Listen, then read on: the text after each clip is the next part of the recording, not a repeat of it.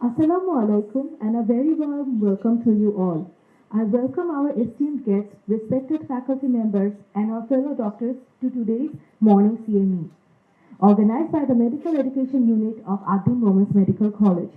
Today, we shift our focus to an essential pillar of modern pedagogy, that is, small group teaching, a practical approach for deep learning. Small group teaching is a powerful tool that transforms students from passive recipients of information into active participants in their own learning journey. It is where deep learning takes place. And now I would like to call upon stage Associate Professor Dr. Shamin Rahman ma'am to enlighten us on this topic. My main topic, I want to share a small scenario. One day, a poor group of students are assigned to dissect a cadaver. On the first day, first one said, I will do the dissection and you can just watch. Second one said that I will just take the notes. Third one said, and he whispered that I will just listen quietly and learn.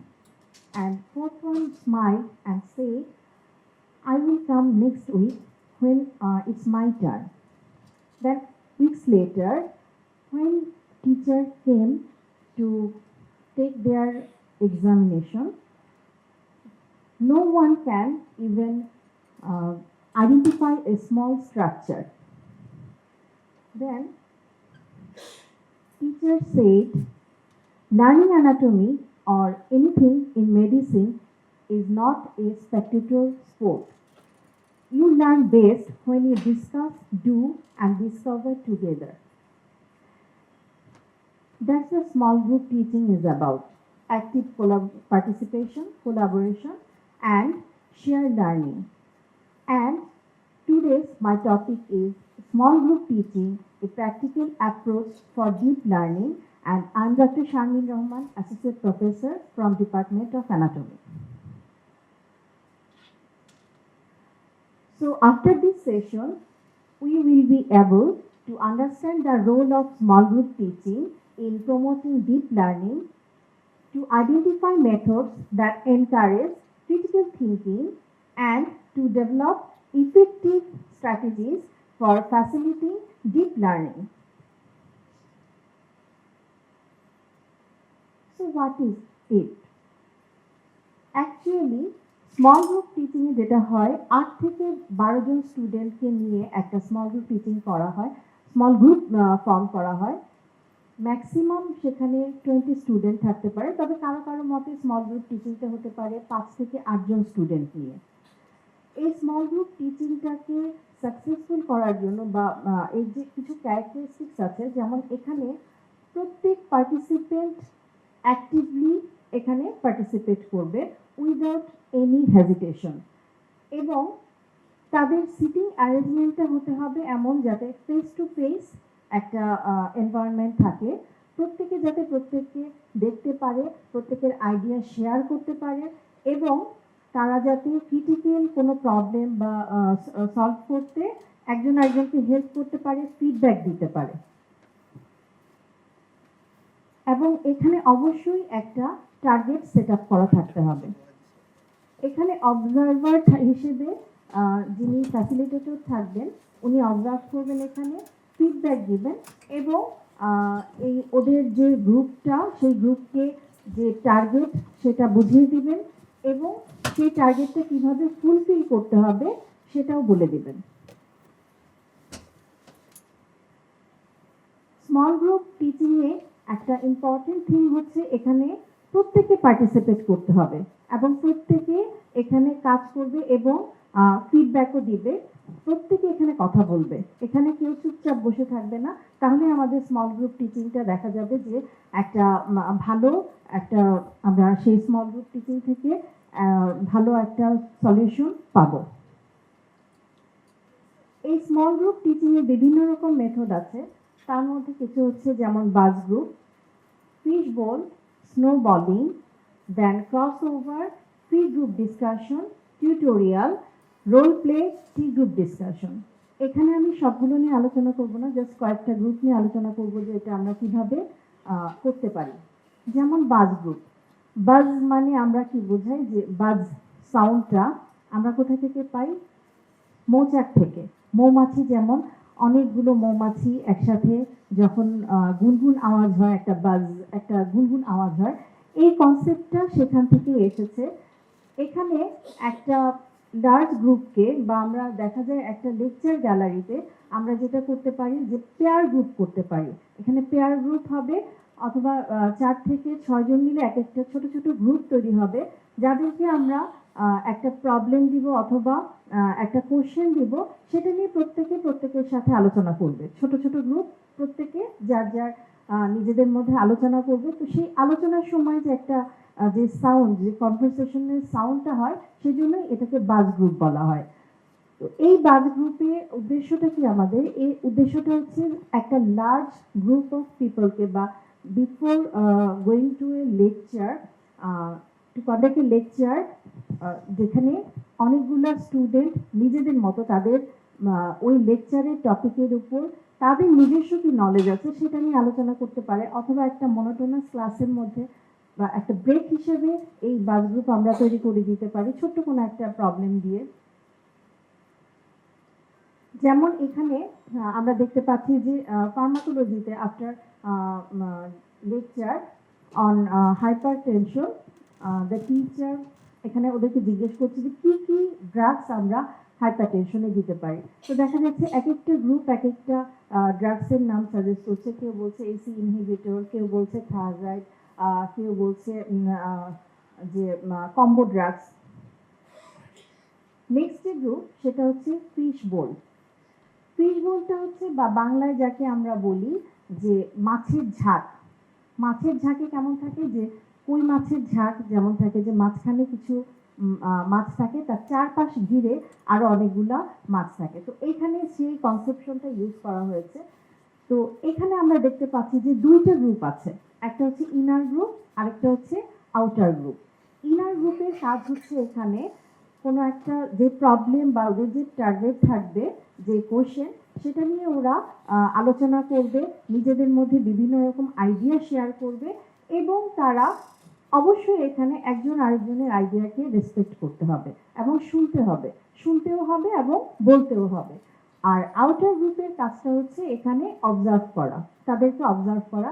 এখানে fish বোল দুই ভাবে হতে পারে, একটা হতে পারে open fish বোল, আরেকটা হতে পারে ক্লোজ ফিশ বোল। ওপেন ফিশ বলে যেটা হয় যে মাঝখানে যারা থাকবে কিছু স্টুডেন্ট, একটা স্মল গ্রুপ, তারা ডিসকাস করবে, কিন্তু সেখানে একটা চেয়ার ফাঁকা থাকবে। অবজারভার যারা আছে আউটার গ্রুপে, সেখান থেকে একজন এসে সেখানে চাইলে জয়েন করতে পারে, তবে তখন ওখান থেকে ওই যারা পার্টিসিপেন্ট ছিল ইনার সার্কেলে, সেখান থেকে অবশ্যই একজনকে উঠে যেতে হবে।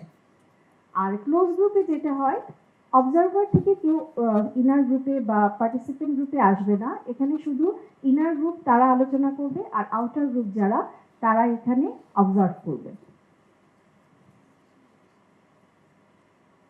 Snow bowling. আমাদের দেশে তো কোনো স্নো পড়ে না, কিন্তু বাইরের দেশে আমরা প্রায় সময় দেখতে পাই ছোট ছোট বাচ্চারা স্নো নিয়ে খেলা করে। দেখা যায় যে ছোট ছোট প্রথমে স্নো বল তৈরি করা হয়, সেটাকে আস্তে আস্তে একটার সাথে একটা জোড়া লাগিয়ে অনেক বড় একটা স্নো বল তৈরি করা হয়। এখানে সেই কনসেপ্টটা ইউজ করা হয়েছে যে একটা ক্লাসের মধ্যে আমরা স্টুডেন্টদেরকে ছোট ছোট ভাগে ভাগ করব, ছোট ছোট ভাগে ভাগ করে ওদেরকে একটা টার্গেট সেট করে দিব। সেটা নিয়ে তারা প্রথমে সে নিজে একটা থিঙ্কিং, ইন্ডিভিজুয়ালি একটা থিঙ্কিং করবে। সে তার পাশের জনের সাথে সেই তার যে ভিউজ আছে সেটা নিয়ে আলোচনা করবে। এই দুইজন, এই পেয়ার আবার আরেকটা পেয়ারের সাথে আলোচনা করবে, তখন হবে group of 4। Then group of 4 will discuss it with group of 8। এরকম করতে করতে আস্তে আস্তে দেখা যাবে যে একটা বড় গ্রুপে সবাই মিলে আলোচনাটা করছে। এটা হচ্ছে একটা large snowball. Crossover groups. Crossover গ্রুপসে আমরা দেখতে পাই এখানে প্রথমে একটা নির্দিষ্ট সময় দেওয়া হতে পারে ওদেরকে, 20 থেকে 30 মিনিট। সেখানে প্রত্যেকটা গ্রুপ আমরা দেখতে পাচ্ছি এখানে যে 4টা গ্রুপ আছে, এবং প্রত্যেকটা গ্রুপ কিন্তু আলাদা আলাদাভাবে কালার দিয়ে মার্ক করা আছে। ওরা আলোচনা শেষে এই প্রত্যেকটা গ্রুপ আবার ভেঙে নতুন করে আরেকটা গ্রুপ তৈরি করবে, যেখানে 3টা গ্রুপ দেখা যাচ্ছে, এবং প্রত্যেকটা গ্রুপে কিন্তু এই 4টা গ্রুপের একজন করে সদস্য এখানে আছে। এইটা করার উদ্দেশ্য হচ্ছে এই যে আমরা দ্বিতীয় যে গ্রুপটা করলাম, সেই গ্রুপে প্রথম গ্রুপে যে আলোচনা ছিল, প্রত্যেকটা গ্রুপের ইন্ডিভিজুয়াল যে ভিউজ ছিল, সেগুলো নিয়ে ওরা এখানে ওপেনলি ডিসকাস করবে এবং একজন আরেকজনের আইডিয়া শেয়ার করবে, শুনবে এবং তার ভিত্তিতে তারা মতামত দিবে। এই যে আমরা এতগুলা গ্রুপ করলাম, এতগুলা গ্রুপের আমাদের উদ্দেশ্যটা কি হলো, যে আমরা কেন এই স্মল গ্রুপ টিচিংটা করতে চাই। স্মল গ্রুপ টিচিংয়ে যেটা হচ্ছে যে টিচার বা ফ্যাসিলিটেটর যে ওনার যে স্কিল, ওনার যে সেগুলো ট্রান্সফার করা টুয়ার্ডস দ্য স্টুডেন্টস। কি কি স্কিল ট্রান্সফার হতে পারে, যেমন হায়ার কগনিটিভ স্কিল। আমরা অনেকেই জানি যে হায়ার কগনিটিভ স্কিলে যে একটা পিরামিড আছে, যেটাকে বলা হয় ব্লুমস ট্যাক্সোনমি। সেখানে আছে কি কি, সেখানে আরো আমরা ভাগ করতে পারি, যেমন রিমেম্বারিং আছে এখানে, দেন অ্যাপ্লাইং, অ্যানালাইজিং, দেন ইভালুয়েটিং, সিনথেসিস।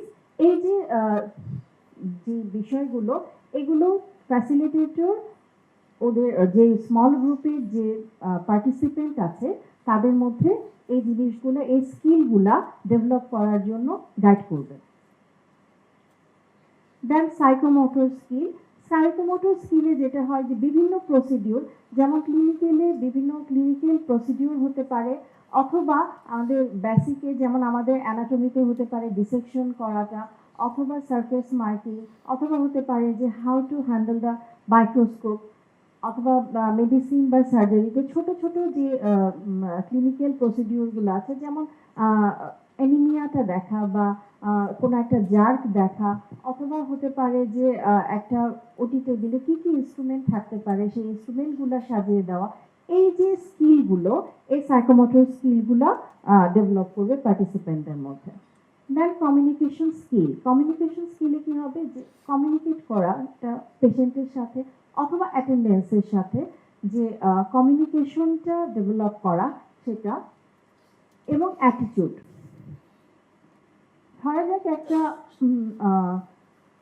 ক্যান্সার পেশেন্ট বা কার্সিনোমা পেশেন্টের ক্ষেত্রে তার যে মানসিক স্থিতিটা থাকে, সেখানে ওকে যে কাউন্সিলিং করাটা, যে কিভাবে কাউন্সিলিং করতে হবে বা কিভাবে তাকে তার যে স্টেজটা আছে সেই স্টেজটা এক্সপ্লেইন করা, এই জিনিসগুলো, এটা হচ্ছে অ্যাটিটিউড, যেটা ডেভেলপ করা, মানে মানবিকতা, মানুষের প্রতি বা তার পেশেন্ট অ্যাটেন্ডেন্স তাদের সাথে যে মানবিক আচরণ করা, সেই স্কিলটা।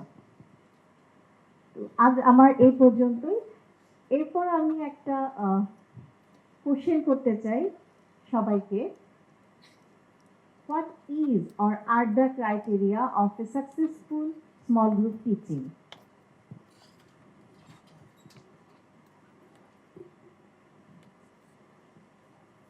স্পেসিফিক কাউকে চাইনি, যে কেউ আনসার করতে পারে, একটা বা দুইটা আনসার। আমি এখানে অলরেডি বলেছি যে স্মল গ্রুপ টিচিং সাকসেসফুল করতে হলে কি কি অ্যাক্টিভ পার্টিসিপেশন থাকবে, তারা আবার ফেস টু ফেস যাতে বসতে পারে, একজন আরেকজনকে দেখতে পারে, সেভাবে সিটিং অ্যারেঞ্জমেন্টটা থাকবে। জি ম্যাডাম, সিটিং অ্যারেঞ্জমেন্ট এটাও একটা ইম্পর্টেন্ট ইস্যু। Thank you. যে কোনো একটা ইন্টারেস্টিং টপিকস তাদেরকে সিলেক্ট করে দিতে হবে, যার উপরে তারা ডিসকাস করবে। মানে একটা টার্গেট সেট করা Target থাকতে set হবে, করতে টার্গেট হবে। অবশ্যই জি। সেট করতে হবে, জি। তা না হলে ওরা কি নিয়ে ডিসকাস করবে। ডিসকাস করবে। Thank you. Thank you. For small group teaching actually এটা ইন্টারেক্টিভ সেশন, এটা খুব ভালো লার্নিং প্রসেসের জন্য, প্রবলেম বেসড লার্নিং গুলি সবকিছু ভালো, ক্লিনিক্যাল ডিসকাশনও খুব ভালো হয়। এটা হচ্ছে স্মল গ্রুপ টিচিং এ হচ্ছে আপনি যেটা দেখালেন, ফিশ বল, ক্রস ওভার, তারপরে বাজ গ্রুপ ইজ ভেরি ইম্পর্টেন্ট। বাজ গ্রুপ আমার মনে হয় খুব হেল্পফুল হবে। তো এটাই আমার সাজেশন, স্মল গ্রুপ টিচিং আসলে খুব হেল্পফুল ফর ইন্টারেক্টিভ সেশন। আমরা এটিও ইউজ করি আমাদের এই ডেইলি প্রসিডিউরে, আমাদের লেকচারে, অফিস প্রসিডিউরগুলো। এখন আমরা আমাদের কথা হচ্ছে যে আমরা লেকচার ক্লাসে একরকমভাবে স্মল গ্রুপ করতে পারি এবং টিউটোরিয়াল ক্লাসে বা ওয়েবসাইট ডিসকাশনে। এখন ক্লিনিক্যাল সাইডে, যেমন আমাকে বলা হলো যে আপনি ক্লাস নেন অ্যাবডোমেন এক্সামিনেশন অথবা কার্ডিওভাস্কুলার এক্সামিনেশন। এখন আমার কাছে তো 25 জনের একটা গ্রুপ, এখন 25 জনকে বড় গ্রুপ, এখানে স্মল গ্রুপ হচ্ছে না।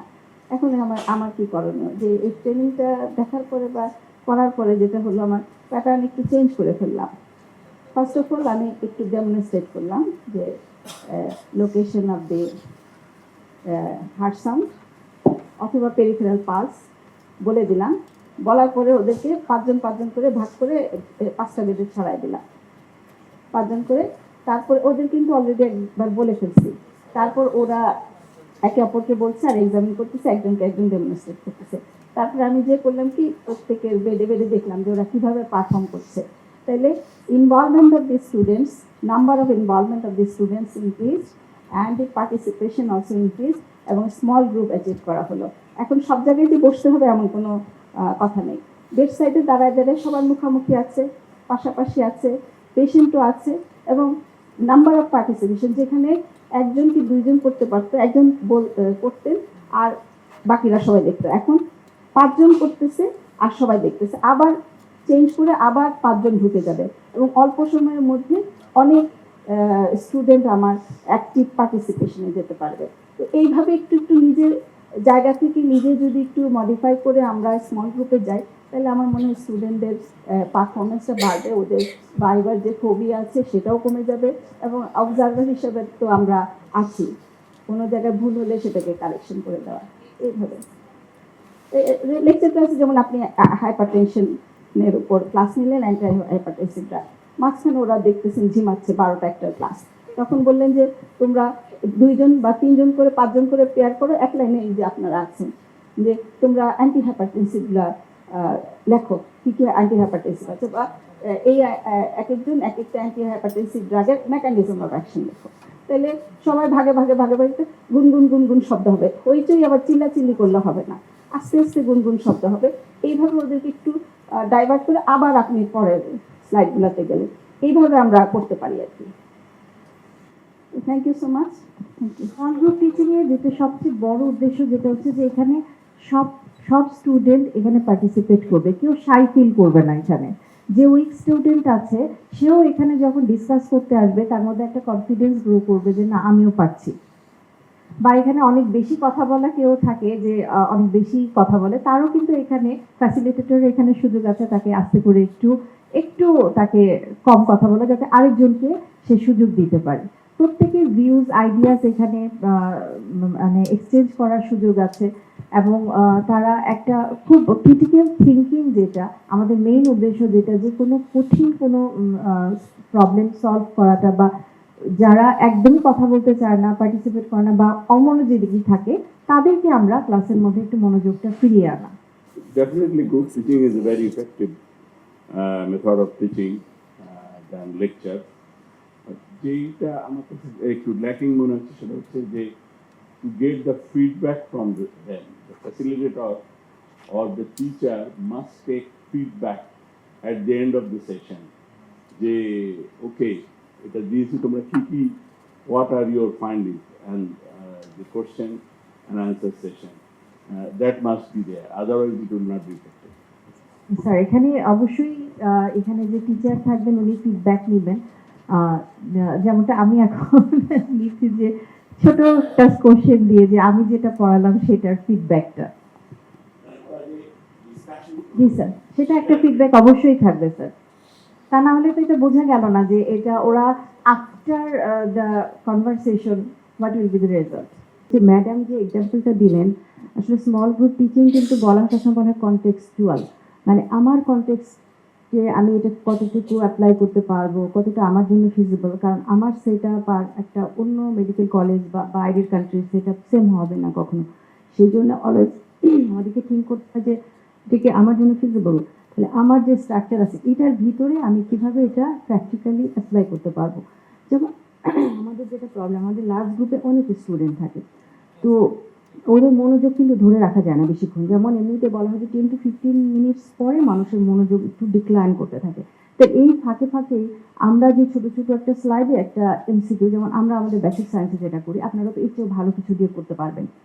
তো ওই তখন আমরা একটা ছোট এমসিকিউ দিয়ে তারপর আচ্ছা ঠিক আছে তোমরা তোমরা এই কয়েকজন মিলে ডিসকাস করে তারপর একটা কনক্লুশনে আসো।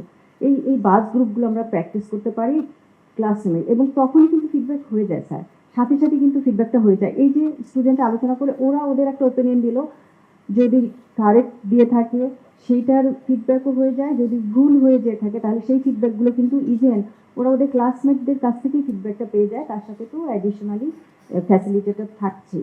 আর ক্লিনিক্যাল সাইডে যেটা হচ্ছে ট্রান্সফারেবল স্কিল, এইটার জন্য তো আসলে স্মল গ্রুপ টিচিং এর আসলে কোনো বিকল্প নেই। আপনি নিজেও স্যার বুঝতে পারেন যে আপনি একসাথে অনেকগুলো স্টুডেন্টকে বললেন, দিলেন যে এই একটা পেশেন্টকে তুমি এক্সামিন করো, তাহলে কি হবে? কেউই কিন্তু আসলে করতে পারবে না, সবার স্কিল তো একই ইকুয়ালি ডেভেলপ করবে না। এখানে মূল উদ্দেশ্যই কিন্তু বলা হয় যে active participation of all student. ও যে কথাটা বললো যে অনেক স্টুডেন্ট আছে নিজেকে সবসময় একটু দূরে সরায় রাখতে চায়, আর কিছু কিছু স্টুডেন্ট আছে ওরা সবসময় ভোকাল, ওরা সবসময় বলে। এখন ওই আমার টার্গেট কিন্তু ওই স্টুডেন্টগুলো যারা একটু ব্যাকওয়ার্ডসে থাকে, তাদেরকে সামনের দিকে নিয়ে আসা। এটা করার এটাই আসলে ওয়ে, যে তুমি আসো, তুমিও কথা বলো, সবাইকে ইকুয়ালি পার্টিসিপেট করতে হবে, এখানে সবাই পার্টিসিপেট করবে। যে ওই যে আমরা বললাম যে ফিশ বোর্ডিং করে বা আরও যে সমস্ত মেথড আছে সেগুলো অ্যাপ্লাই করে আপনি আপনার সেটা নট নেসেসারিলি আপনার এগুলোই করতে হবে, আপনি নিজেও থিঙ্ক করে নতুন একটা আপনি ইনভেন্ট করতে পারেন যে যেটা আপনার জন্য প্র্যাকটিক্যালি এখানে পসিবল, তাহলে আপনি সেটা অ্যাপ্লাই করতে পারেন যে হ্যাঁ আমি এইভাবে করলে বেশি সুবিধা হয়। যে ম্যাডাম যেটা বললেন, ম্যাডাম আমার সাথে আলোচনা করছিলেন যে উনি স্মল গ্রুপ টিচিংগুলো এইভাবে প্র্যাকটিস করছেন, যে স্টুডেন্টদেরকে এরকম ভাগ ভাগ করে দিয়ে। আর এখানে স্মল গ্রুপ টিচিংয়ে কিন্তু টিচার শুধু অবজারভার হিসেবে দেখতে থাকে এবং যখন যখন লাগে তখনই ফিডব্যাক দেয় স্যার। ওই জন্য ফিডব্যাক সাথে সাথে সাইমালটেনিয়াস ফিডব্যাক দিতেই থাকে, যে ও হয়তো এক্সামিনেশনটা কারেক্ট হচ্ছে না, তখনই বলে দিবে যে তোমার এক্সামিনেশনটা আসলে ওই যে বলে যে নেগেটিভ কথা না বলে পজিটিভ, ওইটা আচ্ছা তুমি ট্রাই করতেছো, ভেরি নাইস, বাট এইটা বোধহয় এইভাবে করলে বেশি ভালো হবে, এইভাবে আর কি জিনিসটা দেওয়া, তাহলে ওরা আস্তে আস্তে সবার ভিতরে স্কিলটা ডেভেলপ করে। এবং ওই যে যখন অন্য যে স্টুডেন্টগুলো যে সবসময় পিছনে থাকতে চায়, তারাও যখন এখানে এসে পার্টিসিপেট করে ওদের কনফিডেন্স বিল্ড করাটা আসলে অনেক ইম্পর্টেন্ট। ভাইবাতে মেইনলি আমাদের এখানে স্টুডেন্টদের কিন্তু একটা ভাইবা ফোবিয়া থাকে, এই ভাইবা ফোবিয়া কাটানোর জন্য আসলে স্মল গ্রুপ টিচিংটা অনেক ইম্পর্টেন্ট। স্যার আপনারা সবাই আমার মনে প্র্যাকটিস করেন অলরেডি, মানে আপনাদের কনটেক্সটে আপনারা কিভাবে প্র্যাকটিস করতে পারবেন আপনারা সেটাই আবিষ্কার করেন। এটা তো থিওরিটিক্যাল, আমি ওকে এটাই বলেছি যে তুমি থিওরিটিক্যাল কনসেপ্টটা দিয়ে দিবা, বাট এখানে আমাদের টিচার আছে, ওনারা অনেক বেশি জিনিয়াস বা ওনাদের ভিতর থেকে অনেক বেশি আইডিয়া জেনারেট হবে, ওনারা নিজেরাই প্র্যাকটিক্যালি অ্যাপ্লিকেবল যে যে মেথড আছে সেগুলো ওনারা অ্যাপ্লাই করবে। এবং আশা করি আপনারা সবাই যারা এখানে ফ্যাকাল্টি মেম্বার আছেন সবাই ট্রাই করবেন। আমি যেমন মনে করি যে আমাদের টিউটোরিয়ালগুলোতে স্মল গ্রুপে ভাগ না করে দিলে ওইটাকে ইফেক্টিভ একদমই করা যায় না, কারণ স্টুডেন্টরা 50টা করে ভাগ করে দিলাম, ওখানে আরেকটা মিনি লেকচার ক্লাস হয়ে যায়। তো এই মিনি লেকচার করে তো আসলে লাভ নেই। আমি তো চাচ্ছি যে ওদেরকে অ্যাক্টিভলি পার্টিসিপেট করায় ওদের ওদের ভিতর থেকে বের করে নিয়ে আসতে, ওর স্কিলটা বের করে নিয়ে আসতে, ওর যেন পারফরমেন্সটা ভালো হয় এইটা নিয়ে আসতে। সো আশা করি আপনি বুঝতে পেরেছেন। Thank you. Thank you very much. আমার মনে হয় সবার আগে বলতে হয় ওনার এই অল্প সময়ের মধ্যে উনি খুব সুন্দরভাবে উপস্থাপনা করেছেন, এবং সেটা আপনারা কিভাবে নিয়েছেন জানি না, but I am very much benefited. আমি এই স্মল গ্রুপের টিচিং আমরা সবাই করি কিন্তু, এবং এখানে যে কনসেপ্ট আছে একটা দেখবেন নামকরণটা কিন্তু ভেরি নাইস, নেচার থেকে কিন্তু ছবি আসছে, কেউ কিন্তু তৈরি করে নাই, প্রত্যেকটা নাম টেকেন ফ্রম নেচার, এটা কিন্তু খেয়াল করার জিনিস। এবং এই স্মল গ্রুপ লার্নিং আসছে কেন, আইডিয়াটা কেন আসছে? To give perfect learning to the student. এই তো এইটা কিন্তু ডেইলি আমরা করছি, এবং এইটা একটা কনসেপ্ট এখানে দিয়ে আসছে, তারা একটা কনসেপ্ট উনি আমাদেরকে শেয়ার করছে, এটা একটা থিওরিটিক্যাল ডিসকাশন, ঠিক আছে। তারপরেও প্রত্যেকটা মানুষই আলাদা, প্রত্যেকটা মানুষের ক্রিয়েটিভিটি টোটালি ডিফারেন্ট। আপনার মতো মানুষ পৃথিবীতে আসেও না, আসবেও না। সুতরাং আপনি যা করবেন তার মধ্যে নতুনত্ব থাকবেই, আপনিও যারা তৈরি করবেন ওইটাই দেখবেন নেক্সট জেনারেশন এরকম আরেকটা ফলো করবে। সুতরাং you try yourself to create something to help your student, সেইটাই নতুন হবে, সেটা আরেকটা জিনিস তৈরি হবে যেটা বেটার দেন দিস, ওইটাই চেষ্টা করতে হবে। এবং যেটা বড় একটা ক্লাসে, যেমন এখন আমি কথা বলছি, অনেকেই হয়তো সেটাকে এইভাবে নিতে পারবে না, যখন ওই মেয়েটা আমার কাছে নেই। ইন্টারভেনাস ইউরোগ্রাফি যখন আমি ক্লাসে ওইখানে দেখিয়ে বলছি, ক্লাসে লেকচার দেওয়ার পরে আমার কাছে যখন রুমে গেছে, রুমে গিয়ে যখন দেখেছি তখন তাদের সাথে ইন্টারাকশন করার পরে যে ডিফারেন্স, ওই ডিফারেন্স তখনই বোঝা গেছে যে কেন হয়েছে তাকে। ওখানে ইন্ডিভিজুয়াল যখন তার সাথে ডিসকাশন কতগুলো লাভ হয়, টিচারের সাথে স্টুডেন্টের যে গ্যাপ, ওই গ্যাপটা কমে যায়। গ্যাপটা কমে যাওয়ার সাথে তার যে ফোবিয়া, যেটা বলছিলেন ম্যাডাম, এই ফোবিয়াটা কমে যায় এবং কথা বলার যে সাহস সেটা বেড়ে যায়। ওই আইস ব্রেকিংটা হয়। আর থেকে যখন একই জিনিস বলতে থাকে, তার বলার যে একটা স্কিল সেটা ডেভেলপ করে। পাশে যে দাঁড়িয়ে থাকে সে দেখে যে আমার ফ্রেন্ড তো এত সুন্দর ইংরেজি বললো, এত সুন্দর প্রনাউন্সিয়েশন করলো, আমারটা কেন এরকম হলো।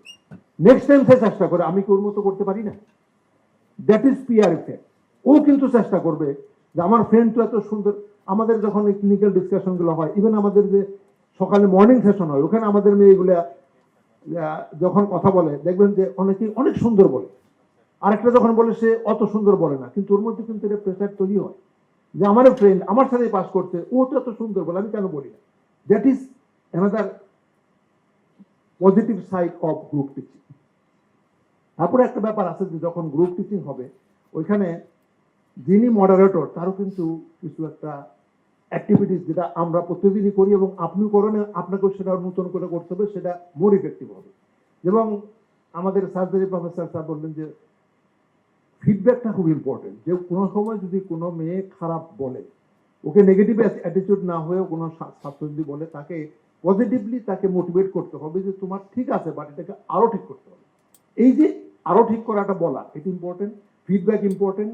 এবং নেগেটিভকে নেগেটিভলি না নিয়ে পজিটিভলি নেগেটিভ অ্যাপ্রোচ করে তাকে আগাইতে হবে, তাহলে এই গ্রুপ টিচিংটা কাজ করবে। এবং group teaching is best teaching. এখনো দেখা গেছে যে group teaching is the best teaching. Even যদি কোনো স্টুডেন্ট আপনাকে তার ফ্যামিলির প্রবলেম শেয়ার করার মতো সাহস দেখায়, বুঝবেন you are the best teacher in group learning. ওই মেয়েটা সকালে মার সাথে মা তাকে বকা দিছে, এই কথা যখন আপনার সাথে শেয়ার করবে, গ্রুপ পরের দিন আইসে আপনি মনে করেন দ্য বেস্ট গ্রুপ টিচার, তখন আপনি তার ভিতরে ঢুকতে পেরেছেন। ওইটা আমাদের করতে হবে। এবং ওই গ্যাপটা যদি আপনি করতে না পারেন, আপনাকে দেখে যদি সে ভয়ই পায়, আপনাকে দেখে যদি দৌড়তে পালিয়ে যায়, you will never be a good teacher. ওই গ্যাপটা আমাদের কমে আনতে হবে। ওইটা আমি বুঝছি আমার জীবন দিয়ে, এইখান থেকেই শিখছি সেটা। আমি যখন প্রিন্সিপাল ছিলাম তখন একরকম ছিলাম, আমার দেখে দৌড় দিয়ে পালিয়ে যেত, আমার দেখে লাফায়া পড়ে গেছে, অনেকে মোবাইলে পাইলে দিছে। কিন্তু আমি পরে বুঝতেছি না, that is not the real attitude. Attitude change করা উচিত। এখন আমি বুঝতেছি হোয়াট ইজ দ্য ডিফারেন্স, আকাশ পাতাল ডিফারেন্স। আমি আমার মেয়েদেরকে জিজ্ঞেস করছি যে তোমরা আমাকে ওইখানে যে দেখেছো আর এখন যে দেখো, হোয়াট ইজ দ্য, সব কিছু ভুলে বলো। ওরা যারা বলছে, অনেকেই বলে না, যারা বলছে that is the real picture. আমার অ্যাটিটিউড অনেক ভুল ছিল, বাট উপায় ছিল না। এখন এই প্রিন্সিপাল ম্যাডাম এত নরম সরম, এখন তো এত নরম না, করতে হয়, ওইটাও করতে হয়, ওইটাও দরকার আছে। Thank you very much. আমি সময় ওদের বেশি নিয়ে নিচ্ছি, কিন্তু again thank you very much for your nice presentation. ওনার প্রেজেন্টেশনে I am benefited. Thank you very much. Thank you so much everyone for gracing us with your kind presence. We conclude today's CME session here today. Thank you.